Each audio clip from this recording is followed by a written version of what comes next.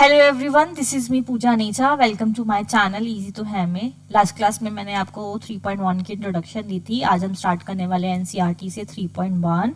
तो बिना किसी देरी के लेट्स गेट स्टार्टेड। जो 3.1 में क्वेश्चंस यूज होने वाले हैं, क्वेश्चन नंबर 2, 3 जो भी हैं, वो आपका एक ही कंसेप्ट पे बेस्ड है। क्वेश्चंस करने से पहले मैं आपको बताने वाली हूँ क्या उनका प्रोसीजर रहेगा सॉल्व करने का। लास्ट क्लास में मैंने आपको बताया था कि जो 3 तरह की लाइंस होती हैं, parallel, intersecting and coincident lines, ठीक है, सॉरी, एंड कोइंसिडेंट लाइन। अब इनको सॉल्व बिना ग्राफ पे बनाए हम इनको कैसे सॉल्व कर सकते हैं, हमें ये सीखना है आज।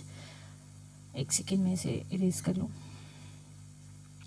तो हम ये सीखेंगे कि हम बिना ग्राफ के इसे कैसे बता सकते हैं कि लाइंस क्या है, पैरेलल है, कंसिस्टेंट है, पैरेलल है, कोइंसिडेंट है या फिर इंटरसेक्टिंग है। तो कोइंसिडेंट लाइंस होती हैं ये, जो एक के ऊपर एक लाइन ये बनी होती है, ठीक है। स्टार्ट करते हैं पैरेलल लाइन से। जो भी दो आपको लीनियर इक्वेशंस दी होंगी, स्टैंडर्ड में लिख देती हूँ, a1x plus b1y plus c1 is equals to 0, और दी होगी आपको एक और लाइन, क्योंकि पेयर है, a2x plus b2y plus c2 is equals to 0। पूरे चैप्टर में आपको दो इक्वेशंस दी होंगी। अगर वो पूछता है कि लाइंस क्या है, पैरेलल है, इंटरसेक्टिंग है, कोइंसिडेंट है, तो हम इसे कैसे सॉल्व करेंगे। पहले हम तीनों की कंडीशंस पहले हम निकाल लेंगे, a1 upon a2, b1 upon b2 और c1 अपॉन c2, ठीक है। अगर आपकी तीनों ये ratios a1 upon a2, b1 upon b2 और c1 अपॉन c2 इक्वल आ जाते हैं, तो आपकी लाइंस होंगी हमेशा के लिए कोइंसिडेंट लाइन होंगी, और वो वाली है ये वाली लाइन, ये होगी, ठीक है। अगर आपका a1 upon a2 is equals to b1 upon b2 does not equals to c1 upon c2 आता है, तो आपकी जो लाइंस होंगी वो होंगी पैरेलल। अगर आपका a1 अपॉन a2 पहले ही कट हो गया b1 अपॉन b2 से, does not c1 upon c2 निकालने की जरूरत नहीं है, आपकी लाइन हो जाएंगी इंटरसेक्टिंग, ठीक है। ये पूरा हमें पढ़ना है कि अगर a1 अपॉन a2, ये पहले हमेशा हमें जो भी दो लाइंस दी होंगी उसका रेशियो निकालना है, बताना है। रेशियो निकाल के हम एक ही बार में बता सकते हैं बिना ग्राफ पे कि लाइन कोइंसिडेंट बनने वाली है, पैरेलल बनने वाली है, इंटरसेक्टर बनने वाली है। इसका बेनिफिट ये है कि जब आप ग्राफ बना रहे होगे और आप ग्राफ ड्रॉ कर रहे होगे, तो आप जब आपने ड्रॉ कर ली होंगी लाइंस, आप इसके थ्रू चेक कर सकते हो कि क्या मेरी लाइंस ठीक बनी है। अगर वो इंटरसेक्टिंग होंगी ना, तो पक्का ये वाली कंडीशन बन रही होगी आपकी a1 अपॉन a2। अगर वो पैरेलल होंगी, कहीं भी मीट नहीं कर रही होंगी, तो ये वाली कंडीशन बन रही होगी। और वो कोइंसिडेंट लाइन होगी, ऐसे एक के ऊपर एक ऐसे आ रही होंगी, तो वो हमेशा ये वाली कंडीशन फुलफिल कर रही होंगी। तो पूरे चैप्टर में आप इसी तरह के क्वेश्चंस करने वाले हो, और 1 नंबर का क्वेश्चन इसमें से आएगा ही आएगा कि फाइंड द वैल्यू ऑफ के अगर लाइंस पैरेलल हैं, कोइंसिडेंट हैं और इंटरसेक्टिंग है। ये क्वेश्चन पिछले 7-8 साल से सीबीएसई बोर्ड अपने हर सेट में डालता है। तो 3.1 एक तरह से बहुत बहुत इंपॉर्टेंट है। 1 से 2 नंबर हम इसमें कवर करेंगे। स्टार्ट करते हैं पहले क्वेश्चन नंबर 2 से, क्योंकि 1 जो है वो आपका ग्राफ है, उसमें स्टेटमेंट वाले लाइन क्वेश्चंस बनाने हैं। स्टेटमेंट वाले हम अलग से सीखेंगे, उसकी एक अलग क्लास लेंगे, जो मैं आपको दिखा देती हूँ। ये है आपका फर्स्ट क्वेश्चन। देखो, इसमें आपको इक्वेशन जो प्रॉब्लम्स है पहले उसको लिखना है, देन उसे ग्राफिकली ड्रॉ करना है। ये ग्राफिकली वाला पार्ट जो है ना, ये हम अलग से इसकी एक क्लास लेंगे, क्योंकि एक ग्राफ आएगा 4 नंबर का। और ऐसे स्टेटमेंट वाले क्वेश्चन की ये जो प्रॉब्लम्स दी हुई है, इसको कैसे हम अपने इक्वेशंस में चेंज करेंगे, ये हम सीखेंगे एक अलग से क्लास में। पहले हम कवर करेंगे ये वाला टॉपिक, a1 अपॉन a2 और b1 अपॉन b2 वाला। स्टार्ट करते हैं फर्स्ट पार्ट से कि हमें बताना है, इस क्वेश्चन में इसने बोला है कि हमें बताना है कि लाइंस पैरेलल हैं, कोइंसिडेंट है या फिर इंटरसेक्ट है। सबसे पहले हम क्या चेक करने वाले हैं, जैसे मैंने आपका पहला ही पार्ट ले लिया। पहला पार्ट है आपका 5x minus 4y plus 8 is equals to 0, और दूसरी लाइन है आपकी 7x plus 6y minus 9 is equals to 0। ठीक है, स्टार्ट करते हैं, कंपेयरिंग करते हैं रेशियो की कि क्या होने वाला है। a1 अपॉन a2 हम निकालेंगे पहले 5 अपॉन 7, b1 अपॉन b2 निकालेंगे हम -4। प्लीज ध्यान रखना, आप जो भी कोफिशिएंट बताओ उसको उसके साइन के साथ बताओ। इसमें मैंने इसको उसके साइन के साथ क्यों नहीं बताया, क्योंकि पॉजिटिव है, पॉजिटिव तो हम हर जगह दिखाते ही नहीं ना। -4 अपॉन 6 और c1 अपॉन c2 जो है वो आपका 8 अपॉन -9 है। ठीक है, ऑलरेडी लाइन स्टैंडर्ड फॉर्म में लिखी हुई है, कई बार सी इस तरफ होता है तो हमें सी को पहले इधर लेकर आना है और फिर ऐसे रेशियोज निकालनी है। अगर आप ध्यान से देखो, मैं इसको -2/3 बोल सकती हूँ। ठीक है, इसकी सिंपलेस्ट फॉर्म में।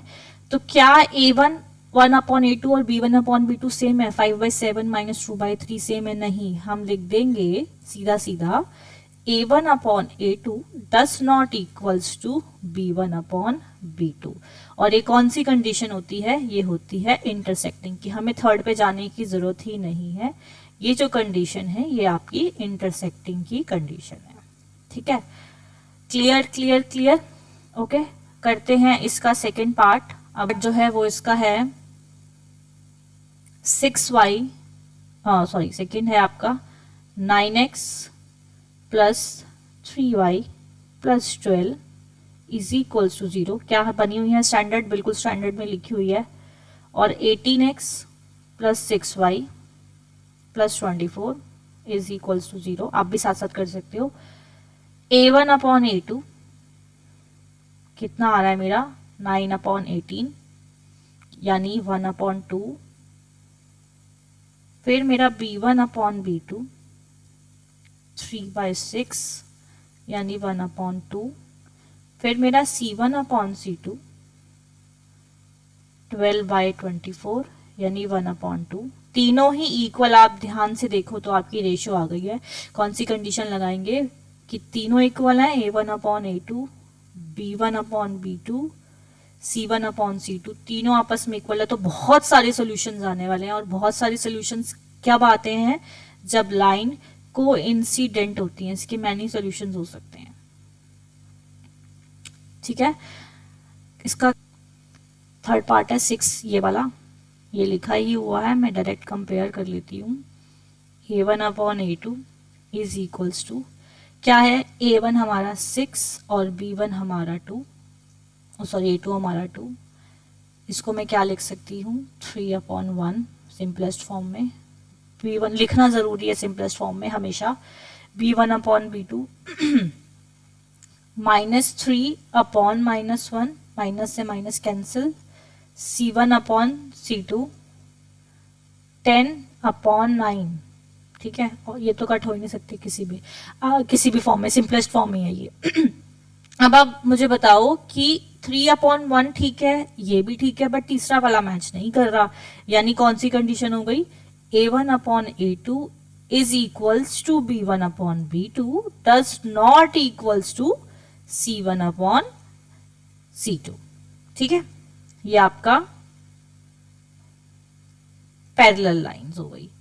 जब पहला इक्वल और पहला जो रेशियोज है, पहली दो रेशियो वो इक्वल हो और तीसरी इक्वल हो, तो लाइंस क्या होती हैं? लाइंस होती हैं पैरेलल। आई होप आपको ये क्वेश्चन समझ आया होगा। क्वेश्चन नंबर 3 पे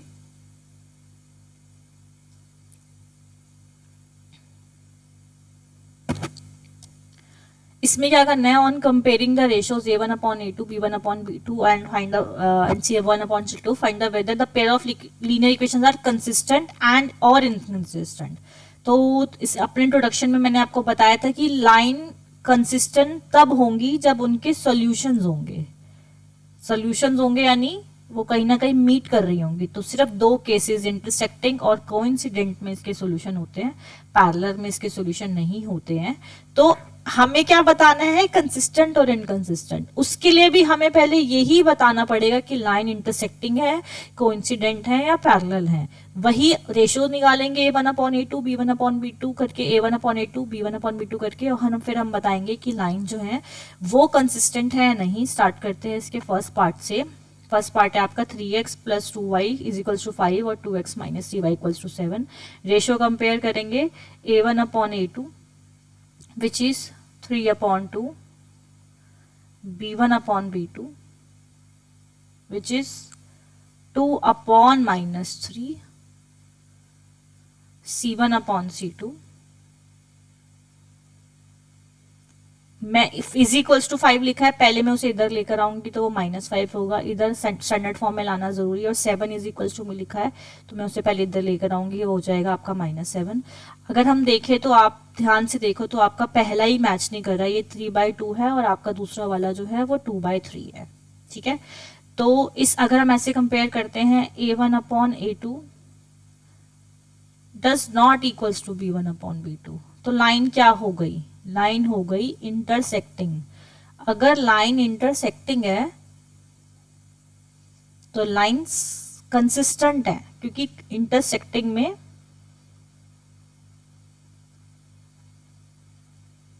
सॉल्यूशन मिलता है, इंटरसेक्टिंग में सॉल्यूशन मिलता है। ठीक है, करते हैं इसका सेकेंड पार्ट है इसका 2x - 3y = 8 और 4x - 6y = 9। वही कंपेयर करना है A1/A2 is equals to 4/2/4 2/4 which is 1/2, B1/B2 आपका हो जाएगा -3/-6 अगेन 1/2, C1/C2 -9 -8/-9। ठीक है, अगर आप ध्यान से देखो पहले दो रेशो सेम, दूसरा रेशो अलग। वापस से A1/A2 is equals to B1/B2 does not equals to C1/C2। ये किसका केस है, ये है पैरेलल लाइंस का, ये है पैरेलल लाइंस का। और कोई सोल्यूशन नहीं है, पैरेलल लाइन कहीं भी मीट नहीं करी तो कोई भी सोल्यूशन नहीं देंगी। सेम चीज मैं बार बार रिपीट कर रही हूँ, तो नो सोल्यूशन। और नो सोल्यूशन तो सिर्फ दो ही केसेस में लाइन कंसिस्टेंट होती है, वरना लाइन इनकंसिस्टेंट है, इनकंसिस्टेंट है। ठीक है, जो है 4x थर्ड पार्ट 3x/2 + 5/7 और ये वाला अच्छा क्वेश्चन है ये वाला बहुत, इसमें बच्चों को डाउट आता है। A1/A2 देखो, A1/A2 का मतलब है आपको x का जो भी कोफिशिएंट है वो लेना होता है, विच इज 3/2। ये तो अभी खाली A1 है, और अगर मैं इसका A2 करूं विच इज 9, तो इसको कैसे सॉल्व करते हैं, इसको सॉल्व करते हैं 3/2। अगर इस होल फ्रैक्शन के नीचे जो एक फ्रैक्शन बनने वाला है उसमें कोई भी नंबर है, उसके नीचे कोई फ्रैक्शन है तो 1 लगाते हैं, इसका रेसिप्रोकल करते हैं, ये हो जाएगा 1/9, 3 3 = 9, ये आपका हो गया 1/6, 3 2 = 6, ये आपका A1/A2 हो गया। अगर मैं बोलूं B1/B2, क्वेश्चन जहां तक है मुझे लग रहा है इसमें कुछ था नहीं, 5y था शायद, 5y/3 था जहां तक मुझे याद है, इसमें मेंशन नहीं किया हुआ। 5/3 इंटू -10 होल अपॉन -10। ठीक है, अगर मैं इसे सॉरी इंटू नहीं, होल अपॉन -10, अब इसे सॉल्व करूंगी 5/3 इंटू इसके नीचे 1 लगा दो, 1/-10, ये आपका 5 2 = 10। जो सॉल्व हुआ आपका जो आंसर आया वो आया -1/6। इसमें जो आपका आंसर आया था वो आया था +1/6। और अगर आप C1/C2 निकालते हो तो आपका आंसर आएगा -7/-14 विच इज 1/2। कंपेयर करो ना अगर आप, तो A1/A2 does not equals to B1/B2 है, यस, डज नॉट है, क्योंकि 1/6 इज नॉट इक्वल्स टू -1/6। तो ये लाइन जो है ये इंटरसेक्टिंग है, और इंटरसेक्टिंग है तो सॉल्यूशन देगी, और सॉल्यूशन देगी तो कंसिस्टेंट है। ठीक है,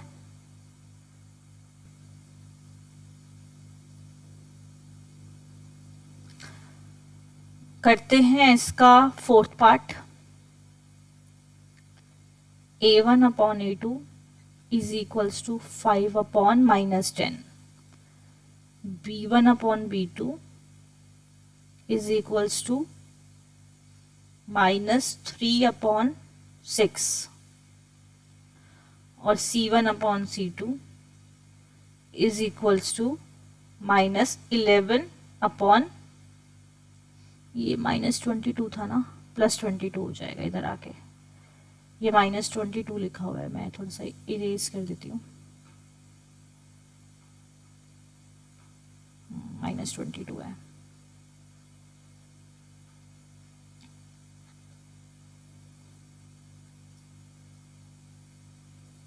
ठीक है, ये आपको सॉल्व करके -1/2 बनेगा, ये आपका सॉल्व करके -1/2 बनेगा, ये आपका सॉल्व करके -1/2 बनेगा। तीनों रेशो इक्वल हैं, A1/A2 is equals to B1/B2 is equals to C1/C2। तो लाइंस कौन सी कंडीशंस है? कोइंसिडेंट, और कोइंसिडेंट यानी बहुत सारे सॉल्यूशन और बहुत सारे सॉल्यूशंस, तो लाइन कंसिस्टेंट। इतनी बार ये रिपीट होते हैं, तो अब तक तो आपको ये समझ आ गया होगा। ठीक है, अब करते हैं इसका last part. A1/A2 is equals to 4/2. B1/B2 is equals to 2/3. C1/C2 is equals to -8/-12. 2/1 कुछ चेंजेस नहीं हो सकते, इसमें हो सकते हैं 2/3।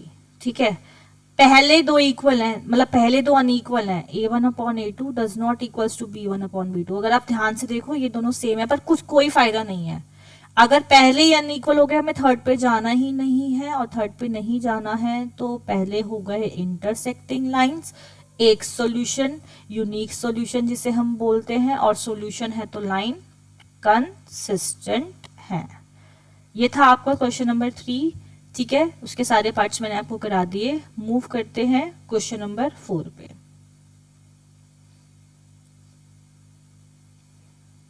Which of the following pair of linear equation are consistent and inconsistent? Consistent obtain the solution graphically. Graphically वाले question हम बाद में करेंगे, जब हमें ग्राफ बनाना होगा। ग्राफ की मैं एक अलग क्लास लूंगी। ठीक है, मूव करते हैं क्वेश्चन नंबर 5 पे। Yes, 5 half the perimeter of the rectangular garden whose length is 4 metre more than its width. अच्छा, जो इस तरह के क्वेश्चन है ना आपके, वो पूरे एनसीईआरटी में भरे हुए, एक क्वेश्चन आपका आएगा ही आएगा, वर्ड प्रॉब्लम से भरे हुए। तो वर्ड प्रॉब्लम सॉल्व करना जरूर सीखो कि उसे कैसे सॉल्व करते हैं। हमेशा पहले क्वेश्चन की लास्ट लाइन पढ़ो, find the dimensions of the garden. ठीक है, find the dimensions of the garden. हमें जो भी निकालना है, हमें उसे लेट करना बहुत जरूरी है। डायमेंशन गार्डन की शेप क्या होगी? गार्डन की शेप है रेक्टेंगुलर। बस क्वेश्चन स्टार्ट करते हैं। लेट दी लेंथ जो होगी वो मेरी x हो गई, मीटर या सेंटीमीटर वट जो आप लेना चाहते हो, मीटर ही लेना है क्योंकि पेरीमीटर 36 मीटर दिया हुआ है। और ब्रेथ जो है वो आपकी y मीटर है। अगर आप ऐसे लिख लेते हो, पहले आपको इतना समझ आया, लेकिन अगर आप ध्यान से देखो, उसने बोला है the half the perimeter rectangular garden whose length is 4 metre more than its width. मैं आपसे ये पूछती हूँ कि इसमें कौन किस पे डिपेंडेंट है? लेंथ विड्थ पे डिपेंडेंट है। तो जो इंडिपेंडेंट है वो कौन है? वो है विड्थ, जिसके बारे में कुछ नहीं बोला गया, बोला गया है लेंथ के बारे में। तो आप लेंथ लेट जो करोगे वो x हो गई। ब्रेथ जो आप लेंथ डायरेक्ट नहीं लेट कर सकते, आपको ब्रेथ लेट करनी होगी पहले, क्योंकि वो इंडिपेंडेंट। तो मान लो आपने ब्रेथ लेट कर ली x मीटर, तो आपकी लेंथ आ गई क्या? x प्लस 4 मीटर, ऐसा ही बोला है उसने। लेंथ ब्रेथ से 4 ज्यादा है, जो इंडिपेंडेंट वेरिएबल होता है उसको लेट करते हैं। डिपेंडेंट है x, वो अपने आप निकल के आएगी x प्लस 4। बात आ रही है पेरीमीटर की, तो पेरीमीटर होता है twice of x plus y. अब उसने बोला है हाफ द पेरीमीटर, साफ साफ लिखा है हाफ द पेरीमीटर। अगर मैं हाफ द पेरीमीटर की बात करूं तो पहले लिख देती हूँ 36 इज इक्वल्स टू 2/2, हाफ हो गया, हाफ कर दिया ना मैंने उसका, खत्म, x प्लस वाई बचा। 36 इज इक्वल्स टू लेंथ, यानी मेरी जो लेंथ है पहली वो है x प्लस 4, और जो मेरी ब्रेथ है वो है मेरी x। ये क्वेश्चन बन गई इक्वेशन। 36 इज इक्वल्स टू 4 है ये, y नहीं। 36 is equals to 2x plus 4, 36 minus 4 is equals to 2x, 32 is equals to 2x, 16 is equals to 2x। ये हमारी आ गई लेंथ, ये हमारी आ गई ब्रेथ। एक्चुअली अगर ब्रेथ आ गई आपकी 16, तो आपकी लेंथ की जो वैल्यू होगी वो हो गई 16 प्लस 4 20। 16 प्लस 4 यहीं पे लिख देती हूँ, 16 प्लस 4 20। बस हो गया क्वेश्चन। अब इन्होंने ये क्वेश्चन जानबूझ के इसलिए दिया क्योंकि अगर आप ध्यान से देखो तो ये एक ही वेरिएबल में है, ये भी लीनियर इक्वेशन, बट ये एक वेरिएबल में है। ठीक है, आगे बढ़ते हैं।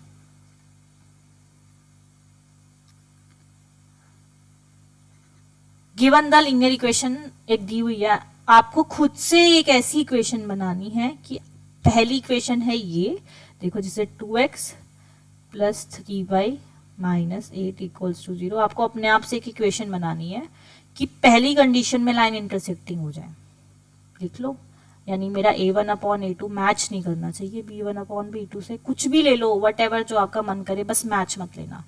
तो 2 से जो कट जाए कुछ भी, जैसे मान लो आपने 5x ले लिया, ये लो,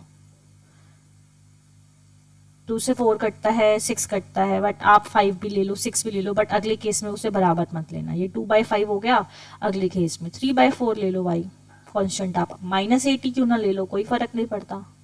पहले ही कट नहीं होने चाहिए, तब लाइन इंटरसेक्टिंग होगी। ठीक है, अब दूसरा केस है कि लाइन क्या होनी चाहिए, पैरेलल होनी चाहिए। पैरेलल का क्या कंडीशन है कि पहला मिल जाए दूसरा कट हो जाए, पहला मिल जाए A2 दूसरा कट हो जाए। तो पहले जो आप इसके नीचे लिखोगे, ले लो 4, 2 2 ज़ा 4 होता है, 1/2 आएगा, यहाँ पे 6 ले लो, 1/2 आ जाएगा, -8 ले लो, 1 आ जाएगा। कांस्टेंट कोई भी ले लो, ये 1/2 होगा, ये 1/2 होगा, ये 1 ही होएगा, फिर मैच नहीं करेंगे। हो गया, हो गया आपका पैरेलल लाइंस के लिए। ठीक है, और कोइंसिडेंट के लिए तीनों ही इक्वल होने चाहिए, तीनों ही इक्वल होने चाहिए, यानी तीनों के रेशियोज इक्वल होने चाहिए। तो आप अपने आप से, जैसे आपने यहाँ पे 4 लिया, 4x 6y ले लो, कट जाएगा, 1/2 आएगा, 8 का डबल 16 ले लो, माइनस का लेना पड़ेगा ताकि ये पॉजिटिव 1/2 आए, बन गई लाइंस, क्योंकि इसमें तीनों ही इक्वल होते हैं। ये लो, सबसे आसान क्वेश्चन। ठीक है।